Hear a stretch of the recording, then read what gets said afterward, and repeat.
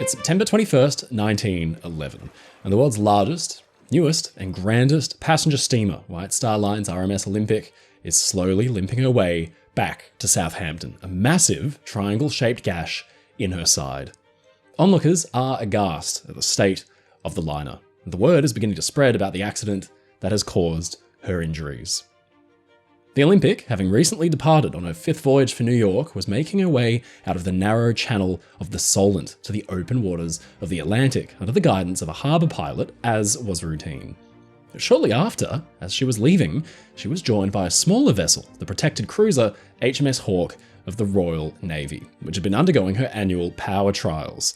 As the two ships went about navigating the channel, the Hawke following closely behind Olympic, things took a sudden, jarring turn. The cruiser began to close in on the liner to a distance of about 100 feet until her stem was in line with Olympic's bridge. As the liner gained speed, she began to pull away from the cruiser that seemed hell-bent on overtaking her, but then the unexplainable happened. Witnesses said they watched as, seemingly out of nowhere, the cruiser made a sudden turn to port, possibly in an attempt to cross Olympic's wake and pass behind her.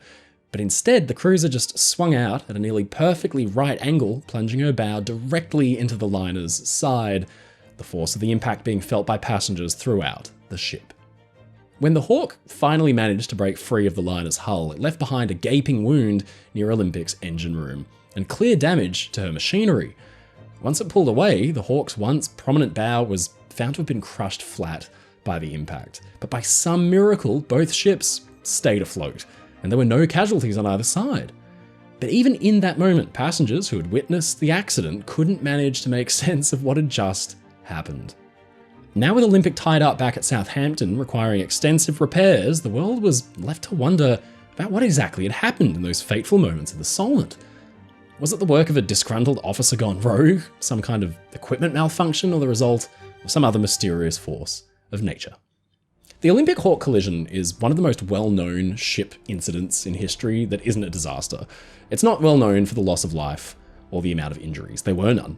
But for the sheer drama of it all, because it delayed the finishing of Titanic, and because the grandest ship in the world, the Olympic, was badly damaged in her initial season. And because the damage seemed to prove that ships like Olympic were, at last, unsinkable. Weirdly though, few video productions have given much thought to the collision at all, or shown it in any great detail. So today, let's change that. We'll wind the clock back and witness the impact for ourselves. Ladies and gentlemen, I'm your friend Mike Brady from Ocean Liner Designs, and this is the story of the collision between HMS Hawke and RMS Olympic. The Solent, a strait running around 20 miles in length and up to 5 miles wide. On one side of this channel, you'll find the Isle of Wight, and on the other, mainland England. This channel is a vital one for maritime traffic, as all vessels approaching or leaving Southampton have to navigate its waters. Coming down through the east side of the Solent, a ship must navigate through a series of navigational buoys before reaching a stretch of water known as Spithead, and finally making it to the open waters of the English Channel, and eventually the Atlantic. This was, of course, no easy task. The channel is relatively narrow, the turns are frequent and very precise. There's very little room for error when navigating through and around other shipping traffic. A task requiring this level of precision is best left to an expert, a harbour pilot, whose task is to navigate a ship through narrow, shallow waterways like this on its way to or from the harbour. Harbour pilots are tasked with knowing these waters like the back of their own hand, and seeing to it that the ship is guided safely to its destination. Think of them like a temporary and highly specialised captain brought on board only for the trickiest parts of that voyage. On September 20th, 1911, RMS Olympic was making her way out of Southampton water towards the open Atlantic via the Solent, with 1,313 passengers aboard on her 5th voyage en route to Cherbourg, France, and eventually New York. Pilot George William Bowyer was guiding the ship through the channel. This was his 5th time as acting master of this new and notable vessel. All was perfectly routine. Shortly after noon, the ship was making her way south out of Southampton water, having left the dock. Having sighted the Hawke steaming on her eastward course, Olympic sounded 2 blasts of her horn to let the Hawke know of her intention to round the West Bramble buoy. She was making around 12 knots. At the same time, HMS Hawke, a protected cruiser of the Royal Navy, was also navigating the Solent under the guidance of Commander William Blunt. She wasn't making for the Atlantic. Instead, she was headed back east through the Channel after having completed the first half of her annual power trials. Shortly after 12:30 p.m, Lieutenant Geoffrey Bashford, officer of the watch, had just finished his lunch and arrived back on the bridge of the Hawke in time to spot the large and opulent White Star liner making her way south and preparing to navigate the complex series of buoys in the area. A few minutes later, the crew of Hawke noted the 2 puffs of steam from Olympic's whistles as she stated her intention to port around the West Bramble buoy and into the East Solent. Now, realizing a ship of Olympic's size would need as much breathing room for that turn as possible, Commander Blunt ordered the Hawke on a slightly more northerly course to make way for the other ship. So far, nothing was out of the ordinary. This kind of thing played out day after day in the Solent, and it still does to this day. Once she made her way around the West Bramble buoy, Olympic headed into a straightaway that allowed her to pick up speed. She steadied onto her new course, and her 3 engines were run up to full ahead, with intention to increase her speed to around 20 knots. Still reduced steam, but basically maximum speed for those restricted waterways. The Hawke was making around 15 knots, no slouch, still faster than Olympic at that moment, as it took time for the larger ship to work up to her full speed. Olympic's manoeuvre around the buoy and into the straightaway had put her on a near parallel course with the Hawke, steaming along on her starboard side, but the 2 ships had now become suddenly frighteningly close. Passengers looked on as the 2 vessels steamed side by side, Hawke's stem falling just behind Olympic's bridge, with a distance of about 400 or 500 yards between the 2 of them. The pair maintained this course for about 5 minutes, but then something went horribly, disastrously wrong. The cruiser began to fall back behind Olympic until her bow was just behind Olympic's 3rd funnel, and witnesses say she looked to be making a sudden turn to port directly into the path of the liner. Seemingly, this may have been to cross behind the larger ship, but it quickly became clear that if that was her intention, she wasn't going to be able to pull it off. Up on the bridge of Olympic, both Captain Smith and Captain Bowyer, the pilot, realized the cruiser steaming alongside them was simply too close for comfort. While the 2 had initially hoped the Hawke was making an attempt to cross behind them, that hope began to fade fast. As the cruiser drew closer in, Smith remarked to his pilot, "I do not believe she will go under our stern, Bowyer." He replied, "If she's going to strike us, let me know in time to put our helm hard a port." Smith paused, taking stock of the situation, but time was of the essence. Bowyer pressed, "Is she going to strike us or not, sir?" "Yes, Bowyer," Smith responded, "she's going to strike us in the stern." Bowyer quickly ordered the helm hard over to port, but it was too late. Onlookers could do little more than watch in horror as Hawke's bow swung in towards their ship at an almost perfectly right angle, and then came the impact.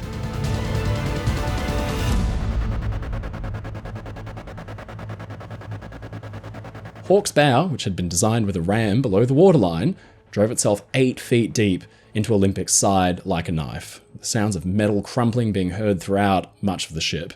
The forward momentum of the liner then pulled the bow of the cruiser from her side just a few moments later, leaving behind a massive triangular wound and allowing in a sudden onrush of water into the ship's critical machine spaces. The watertight doors were ordered shut from the bridge, and both vessels ordered their engines stopped. Once freed from the Olympic's hull, Hawke had rolled heavily to one side and spun, but righted herself quickly. Her own bow had been crushed nearly flat by the impact. Both ships, though, stayed afloat. Save for the initial shock among the passengers, there was very little commotion aboard Olympic after the collision. No injuries or casualties were reported, and some passengers barely even noticed anything had happened at all. Once the initial alarm had worn off, what remained was an air of confusion. Nobody quite knew what to make of what they'd just witnessed. It seemed as though the cruiser had rammed the ship on purpose, but why would they do such a thing? John J. Sinclair, who'd been travelling on Olympic on his way home to New York, gave a statement to the New York Times when he said, "I saw the affair and it seemed to me that the man in charge of the cruiser must have gone crazy."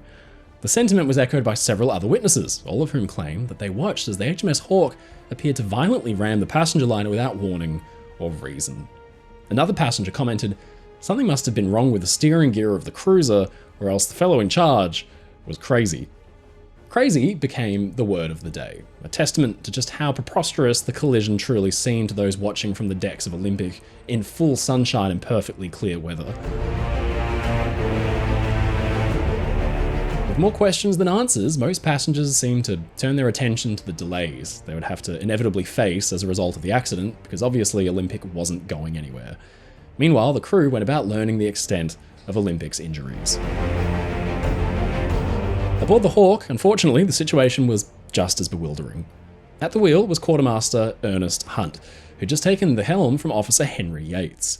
Yates had been ordered by Commander Blunt to steady on the Edgar being another cruiser which was anchored up ahead in Stokes Bay. By steering the Hawke in line with the Edgar, it was hoped the ship's course would stay true without veering any closer to Olympic, which was now closing in fast. The ship's crew watched as the massive liner steadied on her course, and Commander Blunt, unhappy with Yates' ability to actually steady the ship, ordered Hunt to take the helm, and the cruiser was put in line with the other one anchored ahead of them. Port 5, steady on the right-hand fort, Blunt ordered a few moments later, referring to no man's fort on their right-hand side. But this is where things began to go very wrong. The Hawke began a slow swing toward the liner on her port side, at which point Blunt shouted, "What are you doing with your helm? Port, port, hard to port." The helm was jammed at 15 degrees to port, and it wouldn't budge. The cruiser was now effectively out of control, and there was nothing stopping her from driving her bow directly into the side of the steel behemoth steaming beside her. Blunt tried helplessly to stop both engines and then run them full speed astern, but much like Bowyer's own orders being sung out at the exact same moment on Olympic, it was too little, too late. Seconds later, there came the impact. Once the two ships pulled themselves apart, the first order of business for Olympic was to make her way back to port and assess the damage. She was anchored overnight in Osborne Bay, and it was clear, even to those without shipbuilding experience, that she would not be seeing New York anytime soon. By 8 AM the next morning, with 6 tugs assisting her, she slowly made her way back to Southampton, under her own power, but hobbled, her stern noticeably down in the water. Harland & Wolff, the shipyard responsible for her construction, actually had facilities available in Southampton for smaller or more routine repairs, but it was obvious that this was going to be a job for the dry dock back in Belfast. Olympic was the world's largest ship, and accommodating her massive size would prove to be an impossibility anywhere else but Belfast, at the very yard that had built her. In the meantime, a partial survey was conducted at Southampton to give the ship's owners a clearer picture of the damage. What they found was discouraging, to say the least.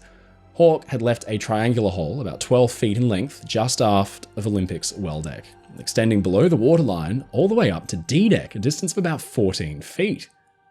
The shell plating had been torn to shreds at the site of the impact, and surrounding beams and frames had taken a beating as well.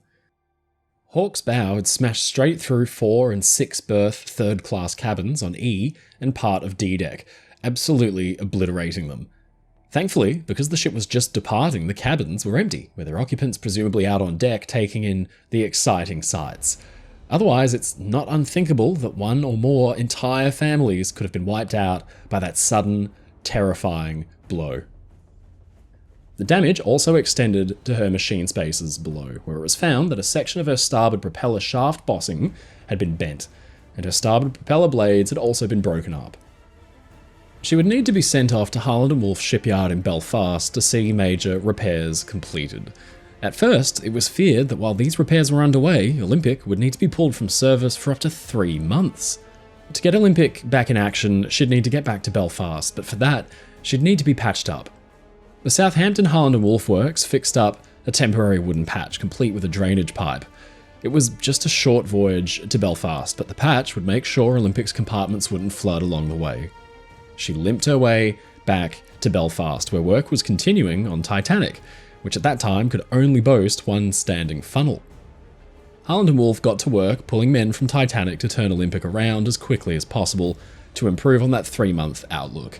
And thankfully, she was made seaworthy again in just 2 months' time, but the work had been done at the expense of Titanic's completion, and this meant that her proposed maiden voyage would be pushed back by almost a full month, from March 20th to April 10th the next year. The changes to White Star's schedule were less than ideal for other reasons as well. The passengers who'd boarded Olympic the day of her collision now scrambled to find passage elsewhere. White Star's officers were flooded with anxious travellers in the hours following her return to Southampton. There would scarcely be enough available berths to accommodate all of them, even on all the other ships available. Now, this spike in demand for passage caused a run on steamers bound for New York. and obtaining a berth on any of the remaining in-service liners came at a premium, with Olympic withdrawn from service.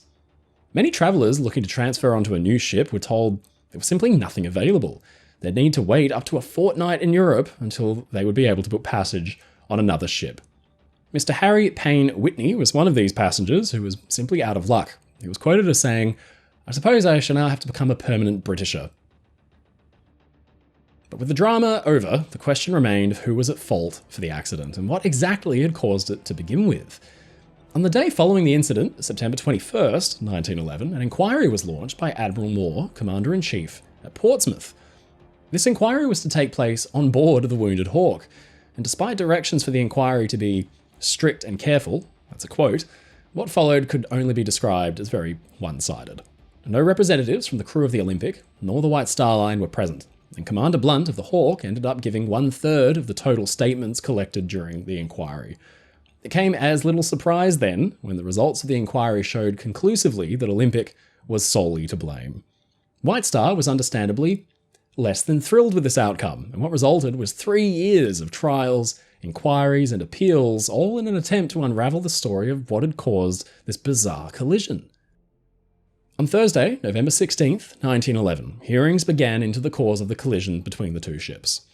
Overseen by Sir Samuel Evans, this hearing was to be far more fair and comprehensive than the inquiry that had come just after the incident. Both sides were allowed to state their arguments before the court. White Star asserted that the collision was solely the fault of the Hawke, who had neglected to keep out of their way, and that their helm was improperly starboarded, or her head was improperly allowed to come to port, and that she had improperly, and at an inappropriate time, attempted to pass to the southward, that is behind, of Olympic. The government, representing the crew of the Royal Navy cruiser, retorted that among other things, Olympic had come too close to the Hawke at too great a speed, and had taken too wide a sweep round the West Bramble buoy, and had not starboarded sufficiently or in due time.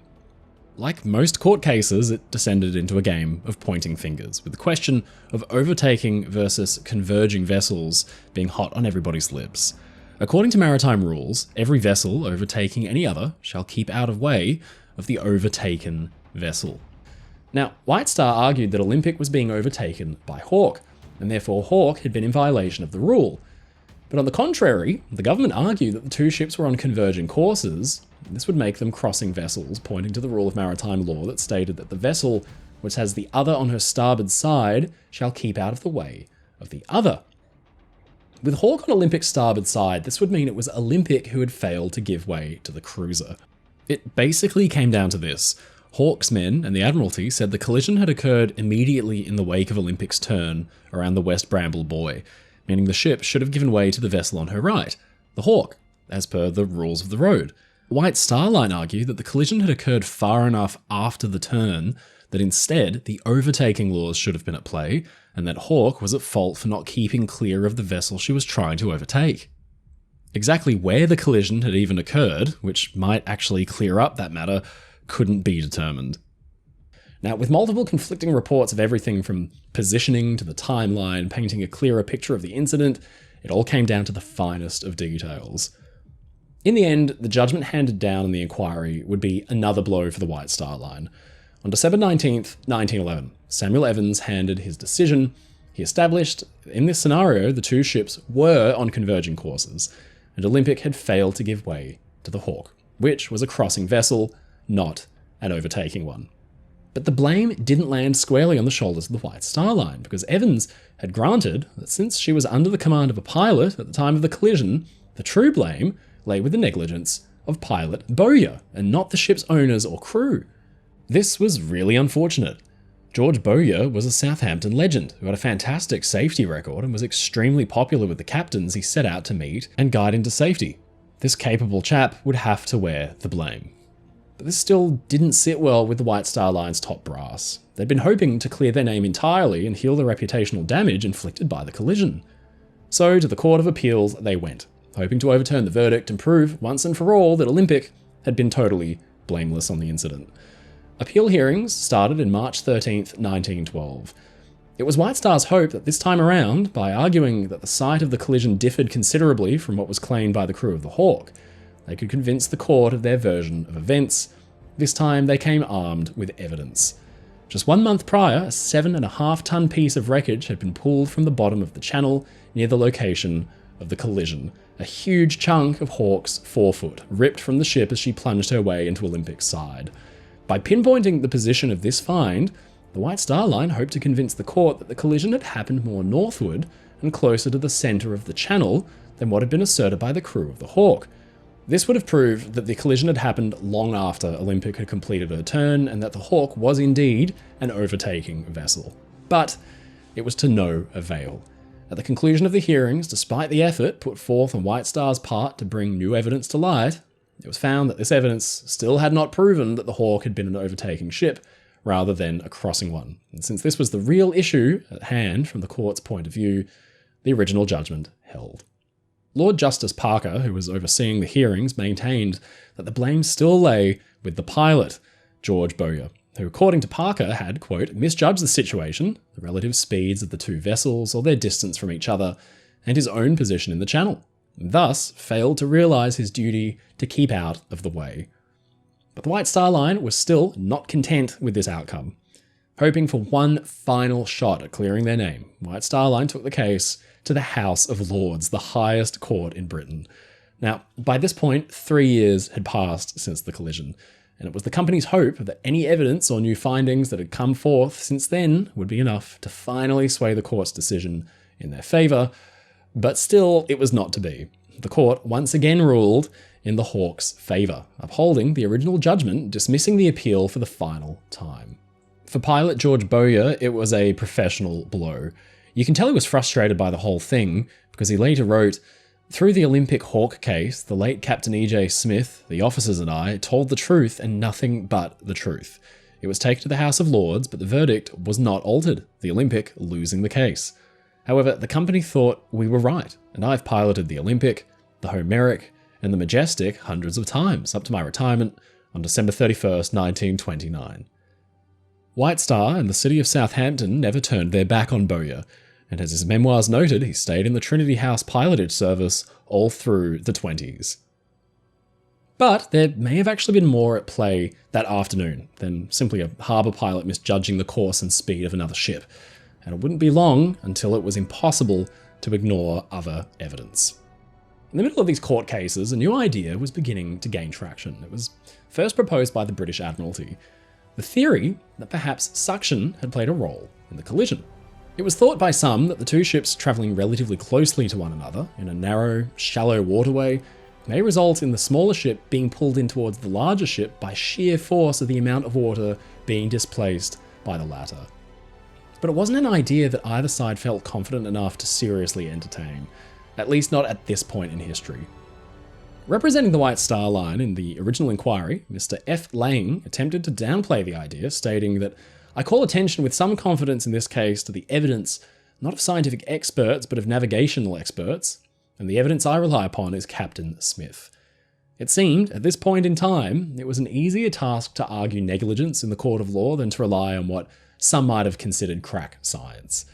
But officials and the public began to take greater notice of this newfangled phenomenon when it made headlines a year after Olympic's collision with Hawke. On April 10th, 1912, Titanic was finally departing from Southampton after a month-long delay caused by Olympic's patching up. As the brand new Ocean Leviathan got underway with the assistance of tugs, her engines were slowly worked up to around 8 or 9 knots. As she proceeded carefully through the shallow, restricted waters near her dock, 2 other steamers were moored nearby, White Star's RMS Oceanic and the SS New York of the American Line.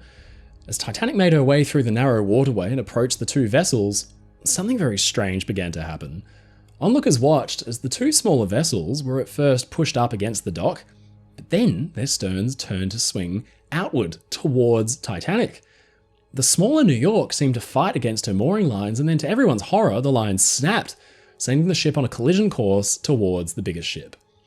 Titanic's second-class passenger, Lawrence Beasley, recalled, "To our amazement, the New York crept towards us, slowly and stealthily, as if drawn in by some invisible force which she was powerless to withstand. The tugs, Neptune and Vulcan, made all haste to bring the smaller ship to heel.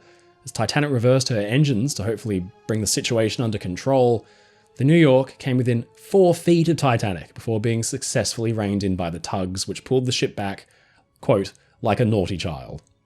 With the threat past, relief swept over passengers and crew and onlookers, all of whom were very grateful that Titanic had been spared in this brush with disaster. But of course, much greater danger was still laying in wait ahead, and perhaps history would look much different had Titanic actually suffered a delay thanks to the collision with the smaller vessel. Now, this phenomenon, experienced by both the New York, as she was pulled in towards Titanic, and the Hawke, as she swerved into the Olympic side, would later become known as negative hydrodynamic interaction, also simply called a suction theory. Now, this idea asserts that as two ships are passing in close proximity in shallow water, the force in the water created as one ship moves through it is enough to cause an unintended pushing or pulling of the nearby vessel thanks to the effects of that water's displacement around the vessel, usually the bigger one, causing the suction. As one ship passes close by another, water is constantly being pushed aside as it cuts through, and other vessels and objects close by can get swept up in the forceful movement of the water and may end up sucked in back towards the ship as it passes. Now, this was especially noticeable when one ship is considerably larger than the other, as was the case with both Olympic and her run-in with the Hawke, and Titanic's near miss with New York the following year. This theory was tested during the 1911 hearings into the Olympic Hawke collision by David Watson Taylor of the US Navy, who used the Washington Model Basin to recreate the circumstances of the collision on a smaller scale using wax models of the two ships. Each time he ran the experiment, even with the Hawke's helm hard over, the cruiser was inevitably pulled in towards the larger ship by suction. His experiments revealed that had Hawke been truly attempting to overtake Olympic, she would not have been able to actually succeed. It was almost inevitable that Hawke would have found herself sucked in towards the larger ship, thanks to the proximity and the forces of water displacement at work. Taylor brought his findings to court, revealing the results of his experiments in the testimony during the hearings. Now, the Admiralty and the court were both open to exploring the theory, but the White Star Line was quick to shut it down as having little bearing on the case. The reasoning for this is fairly obvious. The White Star Line couldn't bring themselves to admit that the sheer scale, the sheer size of the ships that they were building was having an impact on their safety, so it was swept cleanly under the rug. Opinions elsewhere were mixed as well, with an article published in Nautical magazine mocking the experiments as children playing with toys in a bathtub, in pleasant remembrance of younger days, they said. Now, at the time of the hearings, the theory wasn't yet well understood enough to be taken seriously in a court of law. But as the years have passed and more studies have been done, it's now widely accepted that this was in fact the mysterious force of nature that caused Hawke's bow to suddenly swing in and collide with Olympic, despite the best efforts of the ship's crew to fight against it. The White Star Line would go on to be forced to cover the costs of Olympic's repairs and the court costs, both, an unfortunate outcome, but one that the company was prepared to handle. The decision was also overshadowed in public opinion by the lingering after effects of the loss of Titanic just a year later. The company seemed destined to not find sure footing again after the numerous court battles and the eventual decimation of the Olympic class with the sinking of both Titanic and Britannic, which left Olympic the last surviving superliner ever laid down for the now famous shipping company. As for the Hawke, once her repairs were completed, including a total replacement of her prominent ram with a straight stem, she was back in service by late 1911. During the First World War, while on blockade duties in the North Sea, along with 7 other cruisers that comprised the 10th Cruiser Squadron of the Royal Navy, she would meet her end. In October 1914, the Hawke was on a routine stop to pick up mail when suddenly all communication went dark. The destroyer Swift was sent to assess the situation and came back with 22 survivors on board, plus another 49 that had been rescued by a nearby Norwegian steamer. A single torpedo from the German U-boat U-9 had dealt the Hawke a fatal blow. She was lost in just 8 minutes. 524 souls, tragically, went with her. The whereabouts of the Hawke remained a mystery until just last year, in August 2024, when the surprisingly intact wreck was discovered off the Aberdeenshire coast of Scotland after resting at the bottom of the sea for over 110 years.